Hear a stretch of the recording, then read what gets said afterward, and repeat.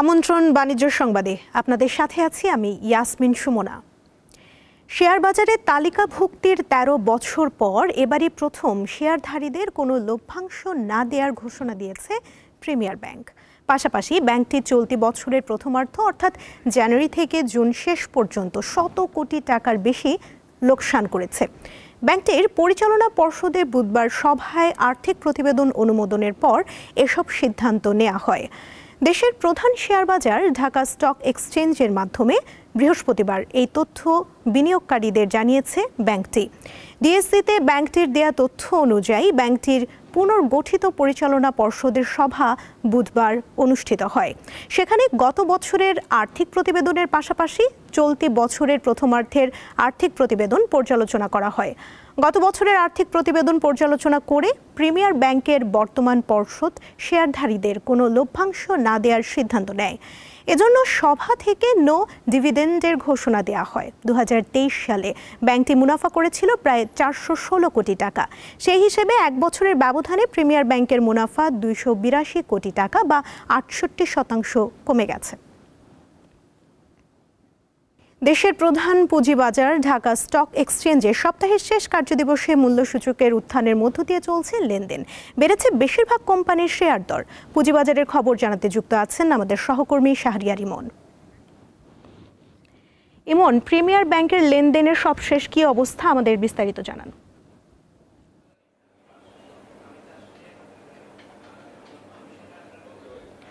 হ্যাঁ সুমনা, আজকে সপ্তাহের শেষ কার্যদিবসের লেনদেন চলছে দেশের প্রধান পুঁজিবাজার ঢাকা স্টক এক্সচেঞ্জে। আমরা একটু সূচকের দিকে যদি তাকাই, আমরা একটু সূচক দেখি। আমরা সূচক সকাল থেকে আসলে দিনভর আমরা দেখছি যে সূচকের চাঙ্গা ভাবের মধ্য দিয়ে লেনদেন চলছে দেশের প্রধান পুঁজিবাজার ঢাকা স্টক এক্সচেঞ্জে। এবং আমরা দেখছি যে প্রথম ৩ ঘন্টায় সূচক ৬০ পয়েন্ট বেড়ে মোট সূচকের পরিমাণ দাঁড়িয়েছে ৫,৫০৩ পয়েন্টে। এছাড়া আমরা যদি দেখি যে বেশিরভাগ কোম্পানি কিন্তু শেয়ারের দরও বেড়েছে আজকে ঢাকার পুঁজিবাজারে। আমরা দেখছি প্রায় ২৮০টা কোম্পানির শেয়ারের দর বেড়েছে আজকে। এখানে দাম কমার ক্ষেত্রে রয়েছে ৬৬টি কোম্পানি, আর দামের তারতম্য ঘটেনি ৫১টি শেয়ারের ক্ষেত্রে। এছাড়া লেনদেনের যে ভলিউমটা সেটাও আমরা দেখছি প্রথম ৩ ঘন্টায় ঢাকার পুঁজিবাজারে লেনদেন হয়েছে ৬৬০ কোটি টাকা। তো এই মোটামুটি লেনদেন চিত্র। আর আপনি যেটি বলছিলেন যে শেয়ারের বিষয়, সেটি নিয়ে আমরা আসলে আমাদের সাথে এই মুহূর্তে কথা বলার জন্য আমাদের সাথে যুক্ত হয়েছেন লঙ্কা বাংলা সিকিউরিটিজের ম্যানেজার আসিফ মোহাম্মদ ইশতিয়াক ভুইয়া। জনাব আসিফ মোহাম্মদ ইশতিয়াক ভুইয়া, আপনাকে স্বাগত জানাচ্ছি আমাদের এই বিজনেস আয়োজনে। আপনার কাছে আমরা যেটি জানতে চাই যে আজকের বাজার পরিস্থিতি কি অবস্থা? ধন্যবাদ শাহরিয়ার ভাই। আজকে বাজার, আমরা মার্কেটের ভাষায় যেটা বলি, পুরোপুরি একটা গরম বাজার চলছে এই মুহূর্তে, এবং মানি ফ্লোটাও কিন্তু আমাদের খুব ভালো, যে বাজার টার্নওভারটা কিন্তু ভালো হচ্ছে। এবং তার পাশাপাশি আমি বলতে চাচ্ছি যে আপনি যেটা বলেছেন, আজকে ফার্মাসিউটিক্যাল সেক্টর, টেক্সটাইল সেক্টর এবং ইঞ্জিনিয়ারিং সেক্টর তো আছেই, তার পাশাপাশি মোর দেন 2/3 of the stocks in our market, 3 ভাগের 2 ভাগের শেয়ারের কিন্তু প্রাইস আজকে আপ দেখতে পাচ্ছি। সো মোটামুটি একটা গরম বাজার কিন্তু আমরা দেখতে পাচ্ছি। এখানে আমরা একটা নিউজ দেখছিলাম যে প্রিমিয়ার ব্যাংকের যে ওই তাদের কোনো আপনার আসলে লভ্যাংশ দেয়নি এবছর। তো এটির কি অবস্থা, এটি সম্পর্কে একটু যদি আমাদেরকে বলবেন। আসলে এটা বাংলাদেশ ব্যাংক থেকে বেসিক্যালি কিছু ডিরেকশন ছিল স্পেসিফিক কিছু ব্যাংকে। সো এটা আসলে যেগুলো ব্যাংক ডিভিডেন্ড দেয়নি, সেটা তাদের ব্যাংকের যেন একটা বাফারটা হেলদি হয় এবং ব্যাংকের যদি ফাউন্ডেশন বা এবং তাদের লিকুইডিটিটা যেন একটু ভালো হয়, এই কারণে কিন্তু আসলে তাদের এই সিদ্ধান্তে আসা। বাট আমি আশাবাদী যে পরবর্তী গোয়িং ফরওয়ার্ড কিন্তু তারা ডিভিডেন্ড কিন্তু হয়তো দিতে পারবে going forward for the next year. আচ্ছা, এখানে আরেকটা বিষয় জানতে চাচ্ছিলাম যে আজকে আমরা যে বাজার দেখছিলাম, আজকে আমরা বাজারে দেখছি যে ফার্মাসিউটিক্যালস খাত, টেক্সটাইল খাত, ইঞ্জিনিয়ারিং খাত, এগুলোর একটু প্রাধান্য দেখা যাচ্ছে। তো সব মিলিয়ে আসলে খাতগুলোর কি অবস্থা? সবগুলো ভাইয়া ওভারঅল যদি এই উইকে বলি, ওভারঅল সোফার আমরা কিন্তু গত সপ্তাহে আমরা দেখতে পেয়েছি অ্যাবাউট ৪,০০০ কোটি টাকা ট্রেড হয়েছে, ৪,৫০০ কোটি টাকা ট্রেড হয়েছে পুরো সপ্তাহে। এবার কিন্তু আমরা দেখতে পাচ্ছি প্রায় অলরেডি ৫,৫০০ কোটি টাকার মতন কিন্তু হয়ে গিয়েছে। সো যেহেতু আমাদের একটা মানি ফ্লোর একটা ইনক্রিজ রয়েছে, তো এই 3টা খাতের পাশাপাশি কিন্তু সব খাতই কিন্তু মোটামুটি একটা উচ্চ একটা আপ পজিশনে আছে, যেটাকে আমরা বলি একটা বুলিশ পজিশন। তো তার মধ্যে অবশ্যই ব্যাংকের কিন্তু সাপোর্ট রয়েছে, বিভিন্ন ব্যাংকিং খাতের শেয়ারও কিন্তু আপ আছে, পাশাপাশি ইন্স্যুরেন্স সেক্টর এবং লাইফ ইন্স্যুরেন্স সেক্টরও কিন্তু ভালোই একটা পজিশন আছে। সো ওভারঅল ভেরি মাচ একটা পজিটিভ একটা মার্কেট কিন্তু আমরা দেখতে পাচ্ছি। আমরা এখানে একটা জিনিস দেখছি যে আজ আপনার প্রথম 3 ঘন্টায় প্রায় ৬৫০ কোটি টাকার লেনদেন ছাড়িয়ে গেছে আপনার। যদিও আমরা গতকালকে আমরা লেনদেন দেখেছিলাম যে ৯৭১ কোটি টাকা মতো লেনদেন হয়েছে। তো লেনদেন পরিস্থিতিটা আসলে কি অবস্থা বাজারে? যদিও আমরা দেখেছি যে যে সপ্তাহে আপনার 1,000 কোটি টাকা ছাড়িয়ে গেছে দুবার? আসলে গত সপ্তাহে ভাই আপনাকে বলছিলাম যে মার্কেটে একটা কনফিউশন তৈরি হচ্ছে মার্জিন রুলস বিষয়ে। এটা কিন্তু আবার সিকিউরিটি এক্সচেঞ্জ কমিশন থেকে রিঅ্যাসিওর করে দেওয়া হয়েছে। আমিও আপনার মাধ্যমে বিনিয়োগকারীদেরকে আবার বলতে চাচ্ছি যে এটা নিয়ে কিন্তু আসলে কোনো কনফিউজড হওয়ার কিছু নাই, এবং মার্জিন রুলস যেগুলো অ্যামেন্ডমেন্ট আসবে সেটা কিন্তু আমাদের এখানে কিন্তু একটা ওপিনিয়ন দেওয়ার সুযোগ আছে, এবং বিনিয়োগকারীদেরও কিন্তু ওপিনিয়ন দেওয়ার সুযোগ আছে। সো যখন এই কনফিউশনটা কেটে গিয়েছে মার্কেটে, তখন কিন্তু এই সপ্তাহে স্পেশালি আমরা কিন্তু লাস্ট 3 ওয়ার্কিং ডেজ ধরে কিন্তু আমরা খুব দেখতে পাচ্ছি যে বিনিয়োগকারীদের বিনিয়োগের একটা আগ্রহ এবং ইনক্রিজ অফ মানি ফ্লো, এটা কিন্তু মিন করে যে মার্কেটে কিন্তু নিউ ফান্ড বা নিউ বিনিয়োগকারীরা কিন্তু ঢুকছে। আপনাকে অসংখ্য ধন্যবাদ।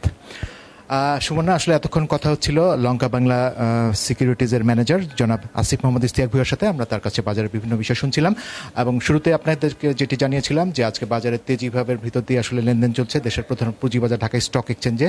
আমরা দেখেছি প্রথম 3 ঘন্টায় আপনার লেনদেন 650 কোটি টাকা ছাড়িয়ে গেছে, এবং আরও 1.5 ঘন্টা লেনদেন আছে। এরপরই আসলে মোটামুটি বোঝা যাবে যে আজকের লেনদেন পরিস্থিতি কোথায় গিয়ে দাঁড়ায়। তো সবশেষ আমার হাতে আসলে এখন পর্যন্ত এতটুকু ছিল সুমনা। দর্শক, হিমাগারে গেইটে আলুর কেজি প্রতি সর্বনিম্ন মূল্য 22 টাকা নির্ধারণ করেছে সরকার। সেই সঙ্গে দাম কমে যাওয়ায় 50 লাখ টন আলু কিনবে সরকার, যা আগামী অক্টোবর ও নভেম্বরে বিক্রি করা হবে। বুধবার কৃষি মন্ত্রণালয়ের এক সংবাদ বিজ্ঞপ্তিতে এই তথ্য জানানো হয়।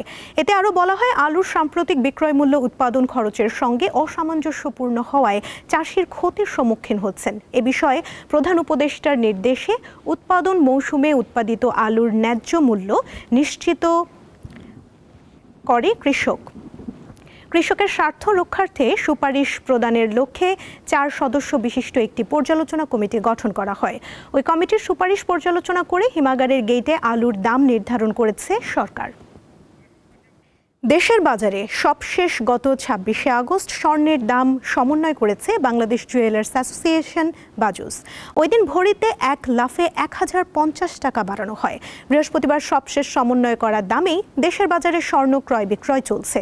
নতুন দর অনুযায়ী বর্তমানে 22 ক্যারেটের 1 ভরি স্বর্ণের দাম পড়বে 1,72,651 টাকা।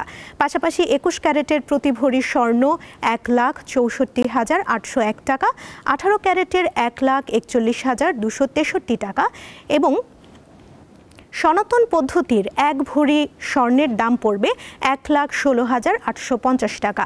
সব মিলিয়ে চলতি বছর এখন পর্যন্ত মোট 46 বার দেশের বাজারে স্বর্ণের দাম সমন্বয় করেছে বাজুস, যেখানে 30 বারই দাম বাড়ানো হয়েছে। এবারে জানিয়ে দিব টাকার সঙ্গে বিভিন্ন দেশের মুদ্রার বিনিময় হার।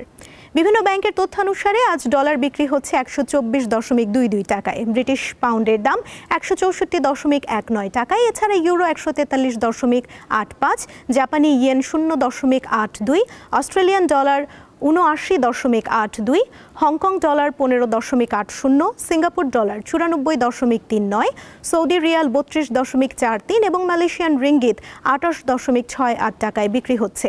তবে এই রেট ব্যাংক ও এক্সচেঞ্জ হাউস ভেদে সামান্য তারতম্য থাকতে পারে। আন্তর্জাতিক বাজারে অপরিশোধিত জ্বালানি তেলের দাম প্রায় অপরিবর্তিত রয়েছে। আজ যুক্তরাষ্ট্রে ব্যারেল প্রতি অপরিশোধিত জ্বালানি তেল বিক্রি হচ্ছে 63.59 মার্কিন ডলারে। এছাড়া ওপেক বাস্কেটে বিক্রি হচ্ছে 70.45 মার্কিন ডলারে। ভারতে এই মূল্য 69.56 এবং দুবাইতে বিক্রি হচ্ছে 69.46 মার্কিন ডলারে। মোবাইলে আর্থিক সেবাদাতা প্রতিষ্ঠান নগদকে বেসরকারি খাতে ছেড়ে দেওয়া হবে, কারণ নগদকে চালানোর সক্ষমতা নেই ডাক বিভাগের। বুধবার রাজধানীর একটি হোটেলে আয়োজিত অনুষ্ঠানে একথা জানান বাংলাদেশ ব্যাংকের গভর্নর। 2020 থেকে 2025 সাল পর্যন্ত বিশ্বে ক্যাশলেস গ্রোথ হয়েছে শতকরা 82% মতো। বিশ্লেষকেরা বলছেন 25 থেকে 30 সাল পর্যন্ত এটি হতে পারে শতকরা 61%। শহরের মানুষই মূলত ক্যাশলেস লেনদেন বেশি করেন, তবে এক্ষেত্রে সবচেয়ে এগিয়ে রয়েছে চীন। দেশটির শহরে বসবাস করা মানুষের শতকরা 90% লেনদেন করেন ক্যাশলেস পদ্ধতিতে। বুধবার এসব তথ্য উঠে আসে রাজধানীর হোটেল সোনারগাঁয়ে আয়োজিত ক্যাশলেস বাংলাদেশ সামিট 2025-এ। আমার এর ভিতর দিয়ে আমার যে উদ্ভাবনী শক্তি অর্থনীতিতে থাকে সেটাকে শক্তিশালী করতে পারবো। আমার সেই অর্থে ঝুঁকি কমবে, খরচ কমবে, আমার একই সাথে বৈশ্বিক সংযোগও বৃদ্ধি পাবে। 2024 সালে দেশে দৈনিক 4,833 কোটি টাকা লেনদেন হয়েছে মোবাইল ব্যাংকিংয়ের মাধ্যমে, যা বিশ্বের লেনদেনের 8.61%। বর্তমানে বিকাশ, রকেট, শিওর ক্যাশ এবং উপায়ের মাধ্যমে দেশের 13টি ব্যাংক মোবাইল ব্যাংকিং সেবা দিয়ে আসছে। আমাদের মূল উদ্দেশ্য হচ্ছে যে ট্রান্সপারেন্সি বাড়ানো এবং আমাদের এফিসিয়েন্সি বাড়ানো। এটার জন্য ডিজিটাল ডিভাইস আমাদেরকে যেভাবে হেল্প করতে পারবে নিরপেক্ষভাবে এবং অবজেক্টিভলি আমরা যে কোনো পলিসিটাকে অ্যাপ্লাই করতে পারবো, যেটা ম্যানুয়ালি প্রবলেম হয়। বাংলাদেশ ব্যাংক গভর্নর জানান, প্রতি বছরই শতকরা 10 ভাগ হারে ক্যাশ টাকার চাহিদা বাড়ছে। এমন বাস্তবতায় ক্যাশলেস সোসাইটি বাস্তবায়ন করাটা চ্যালেঞ্জিং। আমাকে ফার্স্ট মাইলেও লাস্ট মাইলেও আমাকে ক্যাশের ব্যবহারটা করতে হবে। ফার্স্ট মাইলটা কি? আমার স্যালারি, আমার ইনকাম, আমার অমুক, আমার এগুলো ক্যাশ থেকে বের করে আনতে। লাস্ট মাইলটা হচ্ছে যে কেউ যেন তার ডিজিটাল ওয়ালেট থেকে, তার এমএফএস অ্যাকাউন্ট থেকে টাকা উইথড্র না করতে হয়। তিনি জানান, মোবাইলে আর্থিক সেবাদাতা প্রতিষ্ঠান নগদকে বেসরকারি খাতে ছেড়ে দেওয়া হবে, কারণ নগদকে চালানোর সক্ষমতা নেই ডাক বিভাগের। We have decided at the highest level that we are going to privatize Nagad. Shahriar ইমন, দীপ্ত সংবাদ, ঢাকা। দর্শক, এই ছিল আজকের বাণিজ্য সংবাদে।